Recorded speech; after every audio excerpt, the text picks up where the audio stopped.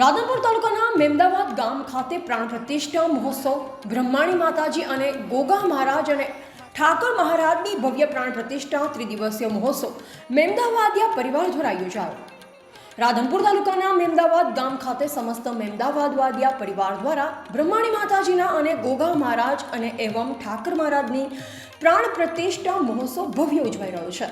ચૈત્ર સુદ ચોથ મંગળવારની ચૈત્ર સુદ છઠને ગુરુવાર સુધી તારીખ 1/4/2025 થી 3/4/2025 સુધી પાટણ જિલ્લાના રાધનપુર તાલુકાના મેમદાવાદ ગામ ખાતે મેમદાવાદિયા પરિવાર દ્વારા આ પ્રસંગે મોટી સંખ્યામાં સાધુ સંતો રાજકીય અગ્રણીઓ ઉપસ્થિત રહ્યા, જેમાં રાધનપુર વિધાનસભાના ધારાસભ્ય લવિંગજી સોલંકી અને વાવના ધારાસભ્ય સ્વરૂપજી ઠાકોર, ડોક્ટર ગોવિંદજી ઠાકોર, બંધવડ જગ્યાના મહંત શ્રી સંજીવની દાસ બાપુ અને રાધનપુર નગર સેવક રમેશજી કેસાજી ઠાકોર અને પૂર્વ તાલુકા પંચાયત પ્રમુખ દિનેશભાઈ ઠાકોર, ભાવાજી ઠાકોર, ખેતાજી ઠાકોર, ઠાકોર સેનાનાજી પ્રમુખ રામાજી ઠાકોર અને લીલાધરભાઈ ફોજી અને પ્રહલાદભાઈ લેબોરેટરી અને હમીરજી ઠાકોર અને રાધનપુર તાલુકા ભાજપ પ્રમુખ અજીતસિંહ પરમાર, બનાસ બેંકના વાઇસ ચેરમેન કેશુભા પરમાર અને ભોજાભાઈ આહિર અને અન્ય મહાનુભાવોની ઉપસ્થિતિની અંદર ભવ્ય શોભાયાત્રા સાથે સાથે ભવ્ય પ્રાણ પ્રતિષ્ઠા મહોત્સવ, ભજન અને ભોજન સાથે ભવ્ય કાર્યક્રમ યોજાયો।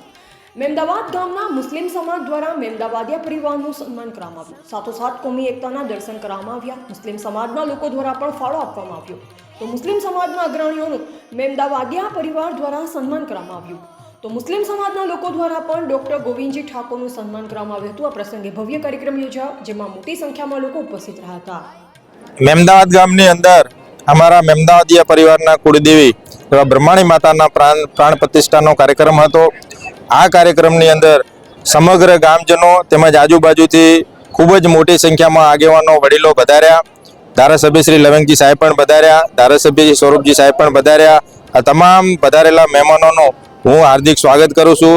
સાથે સાથે સમગ્ર ગામજનોનો ખૂબ ખૂબ આભાર માનું છું કે અમારો માતાજીનો પ્રાણ પ્રતિષ્ઠાનો કાર્યક્રમ ખૂબ સારી રીતે રંગે ચંગે ખૂબ સાથ સહકાર આપીને અમારા માતાજીનો પ્રસંગ ખૂબ સારી રીતે પાર પાડ્યો છે, પ્રસંગ અમારો સુધાર્યો છે। એટલે વધારેલા સમગ્ર મહેમાનોનો, ગામજનોનો, મેમદાવાદિયા પરિવાર વતીથી ખૂબ ખૂબ આભાર માનું છું।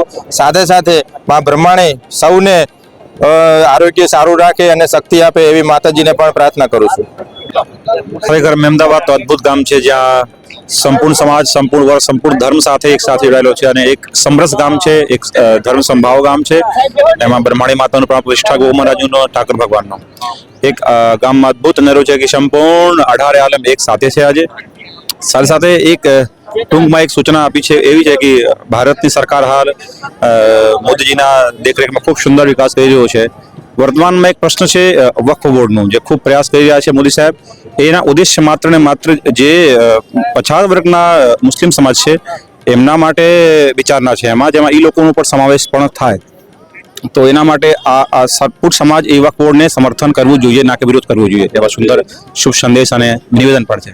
જય શ્રી રામ। આજે મેમદાવાદ ગામે જે મેમદાવાદ ડોક્ટર ગોવિંદજી પરિવાર અને આખા સમગ્ર ગામ દ્વારા જે પ્રતિષ્ઠાનો કાર્યક્રમ, એમાં અમને આમંત્રણ મળ્યું હતું અને એના અમે પણ સહભાગી બની અને માના પણ આશીર્વાદ લીધા અને જે લોકોએ અમારું સ્વાગત કર્યું એમનો પણ ખૂબ ખૂબ આભાર।